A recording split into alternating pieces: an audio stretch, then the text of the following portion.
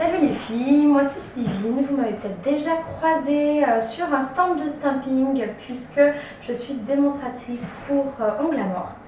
Donc aujourd'hui je vais vous montrer un petit peu comment fonctionne votre plaque de stamping, vous récapituler un petit peu de tout. On essaiera de vous poster des vidéos dans les prochains jours assez régulièrement, voilà, pour chaque accessoire, revoir comment ça marche, avoir des petites astuces, des petites idées de création. Donc aujourd'hui on fait l'essentiel, votre plaque, donc A4 ou petite, le procédé est le même, votre tampon, votre raclette et comment est-ce qu'on va appliquer chaque catégorie de décor. Donc voilà, j'espère que ça va vous plaire et puis à tout de suite. Donc voici les différents modèles de plaques présentés devant vous. Ça va de la petite, la de luxe et puis la vraiment XXL de luxe. Donc vous avez différentes catégories de décor. Donc normalement lorsque vous l'achetez sur notre stand sur internet, plaque toujours protégée. Donc on va retirer non seulement son film protecteur transparent et le bleu, je le précise au cas où, parce que ça ne fonctionne pas bien sûr si on a laissé une petite protection. Donc on enlève bien tout ça. La plaque est argentée comme vous l'avez vu sur le stand. Et la voici enfin. Donc là, celle que je viens d'ouvrir, hein, c'est la toute dernière avec toutes les nouvelles créations. Des choses super sympas. Donc avec ma plaque, bien entendu, on a le tampon la raclette. Alors ça va être le modèle classique. Donc notre tampon en silicone, notre raclette, tout le matériel, quoi qu'il en soit, se nettoie au dissolvant. Donc voilà, on a son dissolvant à côté, quelques cotons. Le deuxième modèle de tampon qui vous est fourni avec vos grandes plaques. Là, vous avez toujours votre tampon classique, le plus petit pour les petits motifs, pour les petits ongles et également pour tout ce qui est décor en rouge ou en rose. On aura beaucoup plus de visibilité là-dessus. Hop, pareil, votre raclette. Donc tout notre matériel est là. On va commencer. Donc je vais vous montrer différentes idées. On va tout simplement faire une French manucure. On va poser une couleur. Je ferai un intégral. Je poserai une seconde couleur. Je vous montrerai un gros motif placé cette fois-ci qu'en partie. Un placement un peu sympa. Et puis on fera des petites choses fun. Un petit dessin ici.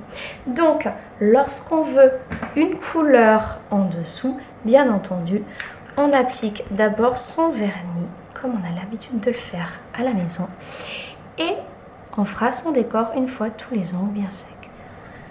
Donc pendant que mes deux teintes sèchent, on commence par la French.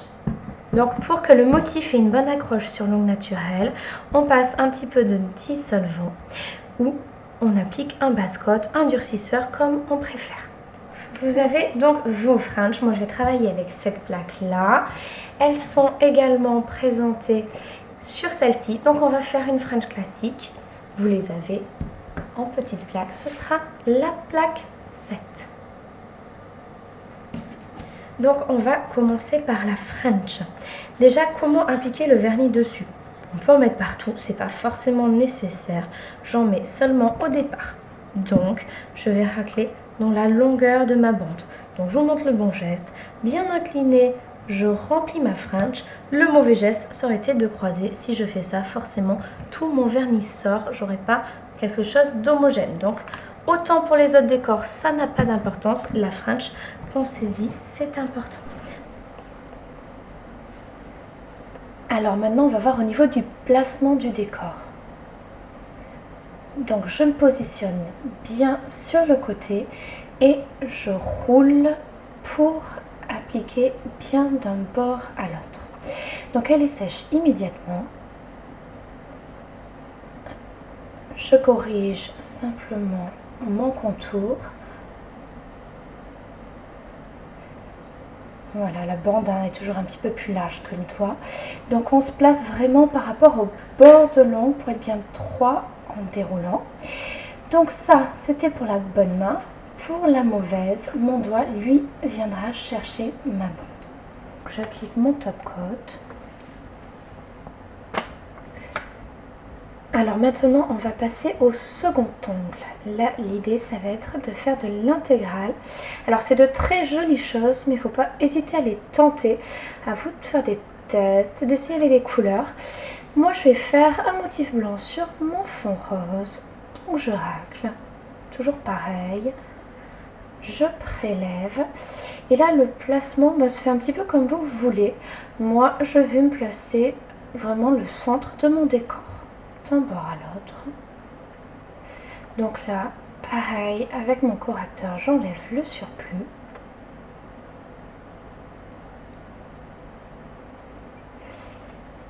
Et le petit top coat en finition, et je vous montre le rendu avec la brillance. Voilà.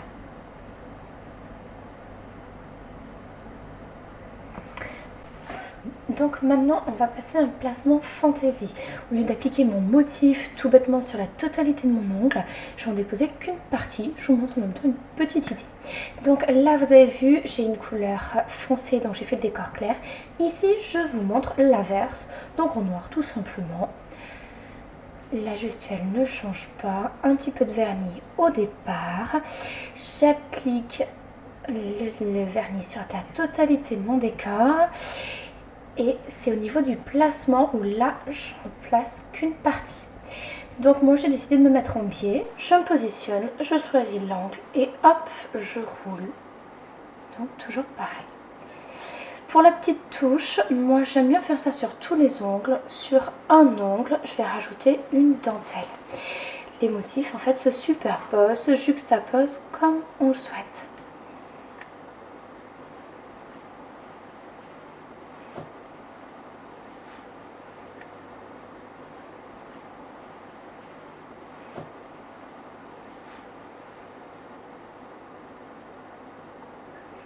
Donc là, encore une fois, l'importance de placer sa main face à soi pour voir où est-ce qu'on va placer son décor.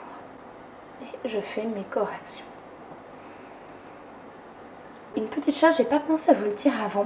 Alors là, sur une teinte foncée, c'est vraiment important. Une couche d'un côté, une couche de l'autre, une dernière au milieu, mais on ne repasse pas 2 fois d'affilée au même endroit, sinon on risque de faire baver son décor. Et je vous montre le petit rendu. Moi, je trouve ça super sympa.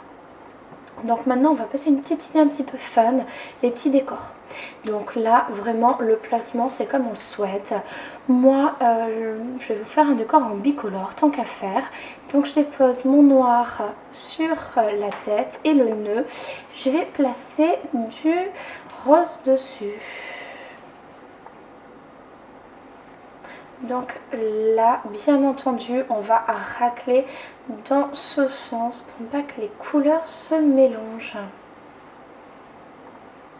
Et c'est une petite tête de mort, donc je trouve ça sympa de la placer plutôt centrée.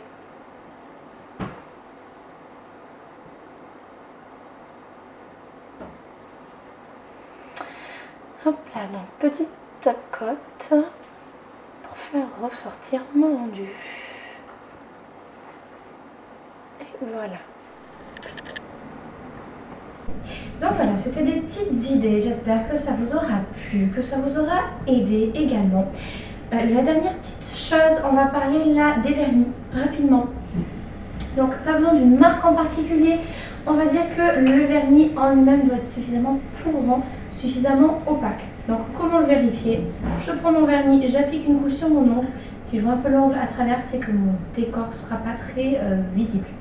Donc voilà, à vous de vous amuser, à vous de chercher les contrastes qui vont mettre en valeur vos décors. Je vous souhaite un bon stamping et je vous dis à très vite pour la suite des petits accessoires.